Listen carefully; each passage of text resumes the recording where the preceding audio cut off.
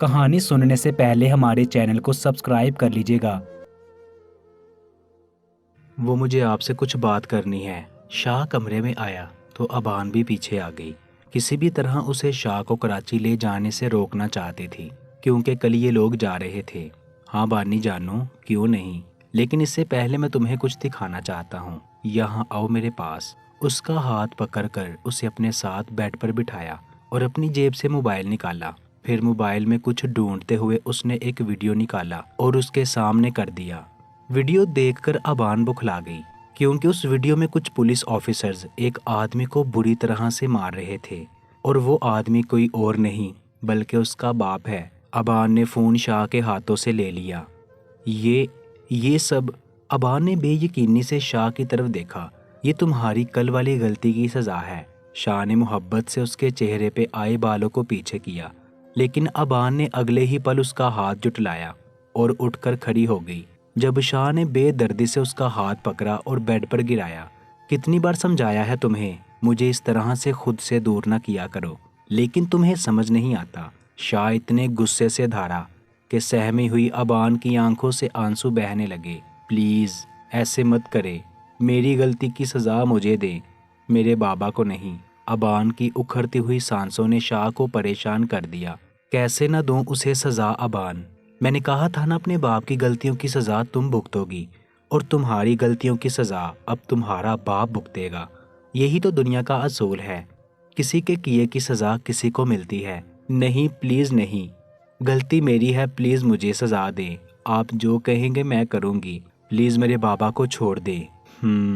سوچا جا سکتا ہے اس بارے میں، مگر کیسے تم اس کے کیے کی سزا بھگت رہی ہو؟ وہ تمہارے کیے کی سزا بھگتے گا، لیکن ایک حل ہے اس کا۔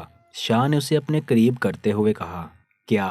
بس تم کہہ دو لالا سے تمہارا کوئی واسطہ نہیں ہے، نہ وہ تمہارا باپ ہے اور نہ تم اس کی بیٹی، تم صرف شاہ کی ہو۔ تم اپنے آپ کو شاہ کے نام کرتی ہو، تمہیں لالا کے ہونے یا نہ ہونے سے کوئی فرق نہیں پڑتا۔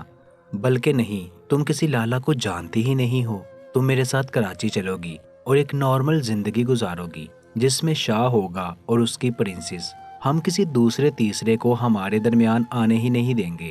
شاہ نے اس کا چہرہ اپنے ہاتھوں میں تھامتے ہوئے کہا۔ یہ کیسے ممکن ہے؟ وہ میرے بابا ہیں۔ ابان کی آنکھوں سے آنسو گرنے لگے۔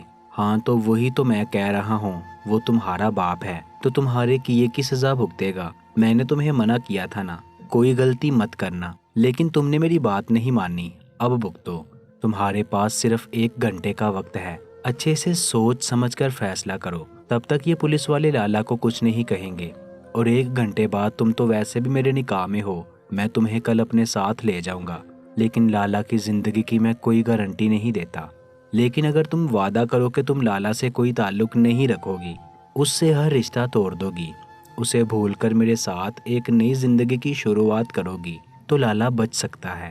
بس اتنا کہہ کر وہ چلا گیا، جبکہ اپنا موبائل وہیں چھوڑ کر جس میں ابان بار بار اپنے باپ کو مار کھاتے دیکھ رہی تھی۔ مکان مالک نے انہیں گھر سے نکال دیا تھا۔ انتظار سے تھک ہار کر آمنہ آج شاہ کی حویلی آئی تھی۔ حویلی کیسی دلہن کی طرح سجائی گئی تھی، یقیناً یہاں کوئی شادی تھی۔ ایک عورت اور بچے کو دیکھ کر حیات ان کی طرف آیا۔ اس بچے کی شخصیت میں عجیب سا غرور تھا، جسے دیکھ کر ہی لالا کو کچھ عجیب لگا۔ کیا آپ کو کچھ کام ہے؟ لالا اس جگہ کے چپے چپے سے واقف تھا۔ یہ کیسے ہو سکتا ہے کہ کسی انجان کو اس طرح سے حویلی کے اندر آنے دے؟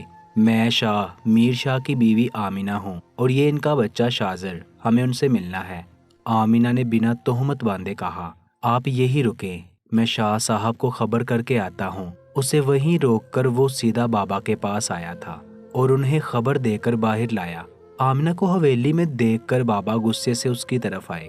تمہاری ہمت کیسے ہوئی بدذات عورت ہماری حویلی میں قدم رکھنے کی؟ وہ غصے سے دھارتے ہوئے بولے۔ ان کے اس طرح سے دھارنے پر شاہ نے آمنہ کا ہاتھ تھاما۔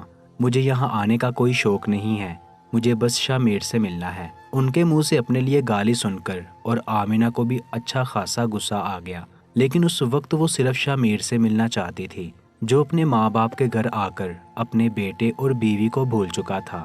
شاہ میر تم سے نہیں ملنا چاہتا۔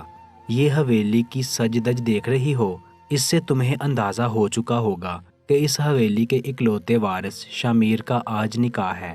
لبوں پر طنزیہ مسکراہٹ سجا کر انہوں نے آمنہ کے پیروں سے زمین کھینچی۔ یہ آپ کیا کہہ رہے ہیں؟ شمیر ایسا کبھی نہیں کر سکتا، اس کا 10 سال کا بچہ ہے، وہ مجھے دھوکہ نہیں دے سکتا۔ آمنہ تڑپ اٹھی تھی۔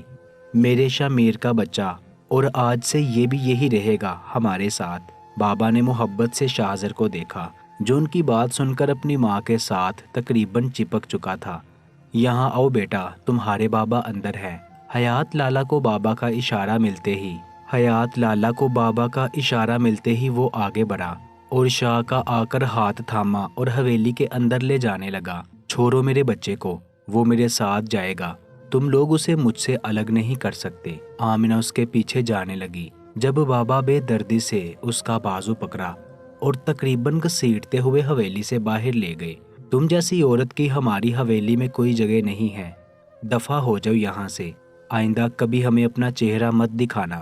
حیات لالا شاہزر کو لے کر اندر آیا، جہاں اس نے دیکھا کہ ایک خوبصورت لڑکی کے ساتھ اس کا باپ دلہا بنا بیٹھا ہے۔ 10 سال کا ایک ناسمجھ بچہ اپنی ماں کی سوتن کو اپنے باپ کے پہلو میں بیٹھے دیکھ کر بہت کچھ سمجھ چکا تھا۔ اس نے ایک جھٹکے سے اپنا ہاتھ لالا کے ہاتھ سے چھڑوایا اور بھاگتے ہوئے حویلی سے باہر جانے لگا، جہاں اس کا دادا اس کی ماں کو دھکے مار کے نکال رہا تھا۔ وہ بھاگ کر اپنی ماں کے سینے سے لگا۔ ماما، بابا بھی عاطف کے بابا کی طرح ہمیں چھوڑ کر چلے گئے۔ شاہزر بلک بلک کر روتے ہوئے بولا، حیات، الگ کرو اس عورت سے ہمارے پوتے کو۔ بابا نے حیات لالا کو حکم دیا۔ حیات لالا حکم کی تکمیل کرتے ہوئے اس کی طرف بڑھا۔ خبردار جو میری ماں کو ہاتھ لگایا، ورنہ ہاتھ جڑ سے الگ کر دوں گا، شاہزر چلاتے ہوئے بولا۔ اس وقت وہ کسی بھی لحاظ سے 10 سال کا ایک معصوم بچہ نہ لگا۔ چلے ماما، ہم بابا کے ساتھ نہیں رہیں گے، بابا بھی عاطف کے پاپا کی طرح گندے ہیں، ہم کبھی ان سے نہیں ملیں گے۔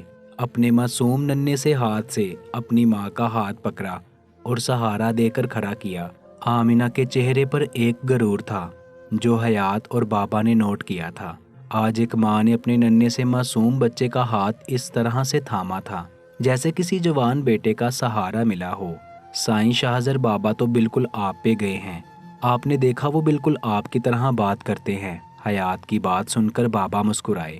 ہمارے پوتے کو ہمارے پاس ہونا چاہیے، حیات ہمیں ہمارا پوتا چاہیے، فکر نہ کرے سائیں۔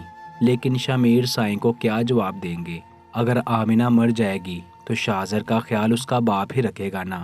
بابا نے چہرے پر شاطرانہ مسکراہٹ سجا کر کہا، جس سے دیکھ کر ہی لالا بھی مسکرایا۔ آپ بے فکر ہو جائیں، آپ کا کام ہو جائے گا، ہمیں تم پر پورا یقین ہے۔ حیات ہمارا کوئی حکم نہیں ٹال سکتا۔ شاریز ہر ممکن کوشش کر چکا تھا لالا کو باہر نکالنے کی، لیکن اس کی ہر کوشش کو شاہ نے ناکام بنا دیا۔ شاریز کو سمجھ نہیں آ رہا تھا کہ آخر شاہ کی ان لوگوں کے ساتھ کیا دشمنی ہے جو وہ اس طرح سے ان سے بدلہ لے رہا ہے۔ ایک تھپڑ کی وجہ سے تو یہ سب کچھ نہیں ہو سکتا، اور اگر یہ سب کچھ اس تھپڑ کی وجہ سے ہوا تھا تو اسے بدلہ گنما سے لینا چاہیے تھا، نہ کہ لالا اور ابان سے۔ وہ جتنا سوچ رہا تھا اتنا الجھ رہا تھا۔ شاریز بیٹا، تم نے مجھ پر بہت احسان کیے ہیں، ایک اور احسان کرو گے۔ اس وقت وہ لالا کے ساتھ جیل میں بیٹھا تھا۔ انکل، میں نے آپ پر کوئی احسان نہیں کیا، آپ نے کہا تھا اگر آپ کا کوئی بیٹا ہوتا تو شاید میرے جیسا ہوتا، میں تو بس آپ کی اس بات کا مان رکھے ہوئے ہوں، اور اب آپ مجھے بار بار شکریہ ادا کر کے شرمندہ مت کریں۔ آپ حکم کیجئے، کیا کرنا ہے مجھے؟ شاریز نے ان کے ہاتھ پہ ہاتھ رکھے یقین دلایا۔ شاہ کسی کو نہیں چھوڑے گا، پہلے اس نے ابان کے ساتھ نکاح کیا، اس کے بعد مجھے یہاں جیل میں بھجوا دیا، اور اب نہ جانے گنوا کے ساتھ کیا کرے گا۔ مجھے ڈر ہے کہ وہ میری بیٹی کے ساتھ کچھ برا نہ کرے، اسی ڈر سے میں اس کا نکاح کر رہا تھا، لیکن اب تو یہ نہیں ہو سکتا۔ کیا تم مجھ پر احسان کر کے میری بیٹی گنوا سے نکاح کرو گے؟ کوئی زبردستی نہیں ہے، تم آرام سے سوچ لو، یہ نکاح ایک عارضی نکاح ہوگا۔ میں جب جیل سے باہر نکلوں گا تم بے شک اسے آزاد کر دینا، بس جب تک میں یہاں پہ ہوں میری بیٹی کے سائبان بن جاؤ۔ بابا نے اس کے سامنے ہاتھ جوڑتے ہوئے کہا، انکل یہ آپ کیا کہہ رہے ہیں؟ گنوا اس نکاح کے لیے کبھی تیار نہیں ہوگی۔ شاریز کو زیادہ فکر گنوا کی تھی۔ تم فکر مت کرو، گنوا سے میں بات کروں گا، پہلے بھی تو وہ میری مرضی سے نکاح کر رہی تھی، وہ انکار نہیں کرے گی۔ بس لالا نے ایک بار پھر سے اس کے سامنے ہاتھ جوڑے، جسے شاہریز نے تھام لیا۔ آپ گنوا سے بات کریں، میں مولوی صاحب کا انتظام کرتا ہوں، لیکن اس کے بعد آپ مجھے ساری سچائی بتائیں گے۔ شاہریز نے شرط رکھی۔ ہاں میں تمہیں سب کچھ بتا دوں گا بیٹا، لیکن فی الحال میری یہ مشکل آسان کر دو۔ بابا یہ آپ کیا کہہ رہے ہیں؟ یہ ممکن نہیں ہے، پلیز۔ اس نے ہر موقع پر ہمارا ساتھ دیا ہے، اس کا مطلب یہ ہرگز نہیں ہے کہ ہم اسے اس کے احسانوں کی اس طرح سے سزا دیں۔ نہیں بیٹا تم فکر مت کرو، میں نے اس سے بات کر لی ہے اور میں نے اس سے کہہ دیا ہے کہ نکاح عارضی ہے، وہ جب چاہے تمہیں چھوڑ دے۔ زندگی بھر کے لیے تمہیں تھوڑی نہ اپنے ساتھ باندھ رہا ہے، صرف کچھ وقت کی بات ہے۔ جب تک یہ سب کچھ ٹھیک ہوتا ہے، اس کے بعد تم دونوں آزاد ہو جاؤ گے۔ میں نے اس کو بہت مشکل سے منایا ہے بیٹا، اب تم انکار مت کرنا۔ بابا کے الفاظ جہنم کی ہوا سے کم نہ تھے۔ اس کے باپ نے اس شخص کی منتیں کر کے اسے نکاح پر راضی کیا تھا جو اس سے محبت کا دعوے دار تھا۔ آج ہی اس کی محبت کو اپنے قدموں میں روند کے آئی تھی، اور آج رات ہی اس شخص نے اسے اپنے قدموں میں لا گرایا تھا۔ مولوی کا انتظام ہوتے ہی نکاح کی رسم ادا کی گئی۔ گنوا حیات خان گنوا شاہریز خان بن گئی، لیکن اس کے لیے یہ کوئی خوشی کی بات نہ تھی، کیونکہ یہ نکاح تو بس چند دنوں کا تھا، ایک عارضی نکاح۔ پیارے دوستو، آپ ہمارے چینل کو سبسکرائب کرنے کے ساتھ بیل آئیکن کو بھی پریس کر دیں۔ شکریہ۔